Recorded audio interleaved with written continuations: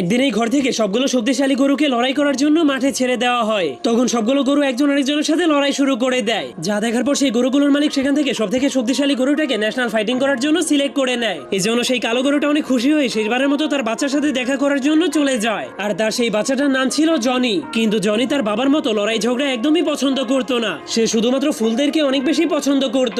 এই জন্য সে তার বাবাকে লড়াই করতে যেতে নিষেধ করে দেয়। কিন্তু তার বাবা তাকে বুঝিয়ে বলতে শুরু করে প্রতিটা গরুরই একমাত্র স্বপ্ন হলো সে একদিন লড়াই করে চ্যাম্পিয়ন হবে। আর আমি যখন চ্যাম্পিয়ন হয়ে ফিরে আসবো তখন আমি তোমাকে আমার লড়াইয়ের সব স্পেশাল টেকনিক গুলো শিখিয়ে দিব। কিন্তু তখন একজন লোক তার বাবাকে লড়াইয়ের ময়দানে নিয়ে যাওয়ার জন্য গাড়ি নিয়ে আসে। এর জন্য বাচ্চাটা তার বাবাকে দূরে চলে যেতে দেখে অনেক কষ্ট পাচ্ছিল।